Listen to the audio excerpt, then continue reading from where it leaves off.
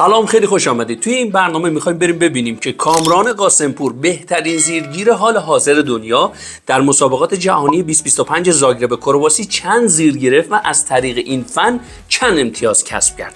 با من همراه باشید تا با هم دیگه مرور بکنیم. کامران قاسمپور اولین رقابت خودش رو در مسابقات جهانی 2025 زاگرب با حریف قرقیز برگزار کرد. بریم ببینیم توی این مسابقه چند زیر گرفت و از زیرهای خودش چند امتیاز کسب کرد. زیر اول یه خم به دو خم و در نهایت تونست خاک کنه 2 امتیاز. زیر دوم، بله زیر دوم به زیبایی هرچه تمامتر خاک 2 امتیاز. 4 امتیاز تا الان از 2 زیر. زیر سوم یه درختکن زیبا، فوق‌العاده بود این فن، فوق‌العاده. 4 امتیازیش کرد و 10-0 تموم کرد بازی رو. صحنه آهسته رو ببینید، وحشتناک بود. زیر آخریه از اون زیرایی بود که تا سالهای سال از تصاویرش برای برنامه‌های ورزشی میشه استفاده کرد. بریم برای بازی دوم. اما توی رقابت دوم به مصاف حریف مغولستانی رفت. بریم ببینیم توی این بازی چند زیر گرفت و چند امتیاز از زیرگیری. زیر اول آماده، 1 2 3. 2 امتیاز شیرین. زیر سرعتی، یه زیر دیگه که بیرون برد، 2 خمش کرد، 4 تایی گرفت که خیلی حرکت زیبایی بود و یه 4 تایی تو بازی اول، یه 4 تایی هم تو بازی دوم. پس تا الان 6 امتیاز از 2 زیر. زیر سوم ببینیم چه میکنه. زیر سوم رو زیر حریف گرفت، یعنی رو ضد حمله، یه 2 امتیاز دیگه، یعنی شد 3 زیر تا اینجا 8 امتیاز. و زیر آخر دوباره یه فریب که تونست با 4 زیر، مسابقه ایش فن دیگه ای نزد، تو رقابت دوم خودش 4 زیر گرفت، یه 4 امتیازی، 3 تا 2 امتیازی، با 10 امتیاز مغولستانیه رو نابود کرد. تا اینجا 2 تا 10 امتیاز زده و هیچ امتیازی نداده و اکثر امتیازاش هم با زیر گرفته، به جز فکر کنم 2-3 امتیازش رو. بریم ببینیم توی بازی بعدی قراره چی کار بکنه.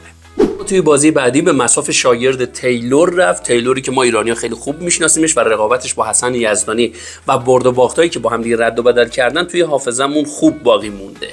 اما زاهد والنسیا شاگرد تیلور توی این بازی آنالیز خوبی از کامران قاسمپور کرده بود و متاسفانه کامران بازی رو واگذار کرد بدون اینکه حتی یه زیر بزنه. فقط یه اقدام به زیر داشت که الان با هم دیگه مرور می‌کنیم خیلی سریع. اینجا زاهد والنسیا اولین زیر رو میگیره روی ترفندهای خود کامران با فریب که یه حرکت میزنه و زیر رو میگیره و 2 امتیاز اول رو از کامران قاسمپور میگیره روی زیرگیری هایی که خود کامران تخصصشه.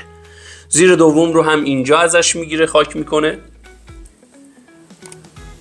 و یه حمله این زیر ناموفق است که خدمتتون عرض کردم که کامران اومد بگیره. نمیدونم چرا کامران قاسمپور یا آنالیز درستی ازش نداشتن یا بالاخره بدن به بدن نمیخوره تو بعضی از مسابقات و توی این بازی نتونست زیرای خودشو به نمایش بذاره.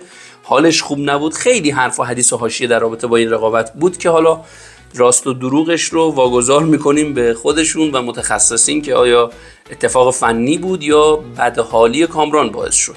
به هر حال هیچ زیری نگرفت. توی این زیری که اقدام بهش کرد تو برگشتش والنسیا یه خمشو گرفت که لنگان بردش بیرون و خب توی این بازی هم کامران نتونست برخلاف بازی‌های قبلی خودش زیرگیری بکنه و متاسفانه بازی رو واگذار کرد و رفت برای برنز تو مرحله بعدی. اما کامران قاسمپور تو بازی آخر خودش در جهانی 2025 زاگرب کرواسی به مصاف کشتیگیر هندی رفت که اونجا هم تونست 10-0 ببره. ببینیم چند تا زیر توی این بازی گرفت و چند امتیاز از زیر کسب کرد.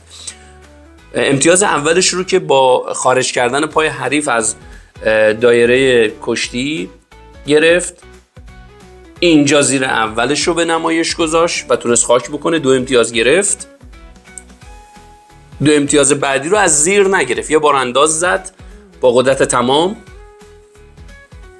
زیر بعدی رو توی این صحنه با یه فریب خیلی قشنگ یه راست نشون داد، چپ گرفت، خاک کرد.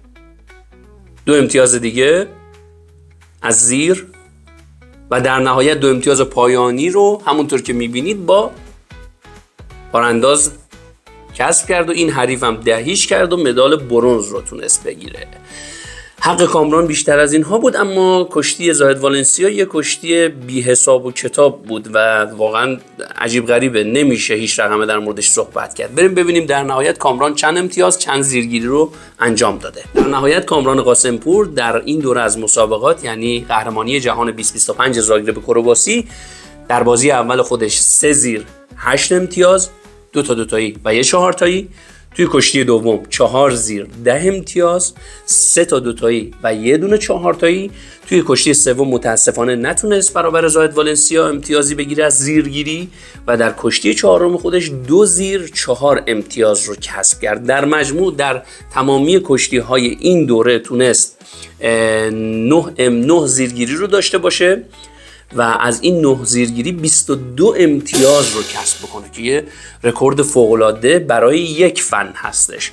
هممون میدونیم و پر واضحه که توی جهان کامران قاسمپور رو به زیرگیری هاش میشناسن و معروفه و توی این دوره از مسابقات هم ثابت کرد که چرا بهش میگن بهترین زیرگیر حال حاضر دنیا، چون توی 3 تا کشتی 95% امتیازش رو تقریباً از زیرگیری هاش داشته و این یه آمار فوق العاده است. امیدواریم که بالاخره کامران قاسمپور توی این مسابقات جهانی بتونه بدشانسی های خودش رو کنار بذاره و بالاخره یه مدال طلای خوشرنگ رو توی این سالهای زحمتی که برای کشتی ایران کشیده بتونه کسب بکنه و حتی در المپیک پیش رو هم بتونه مدال طلا بگیره، چون لیاقتش رو داره. همیشه سربزیر بوده، با اخلاق بوده، تمرین کرده، زحمت کشیده و شاید هم دچار یک سری ناملایمت هایی در تغییر وزن و بالا پایین کردن وزنش رو، نمیدونم، شرکت تو رده‌های وزنی مختلف داشته که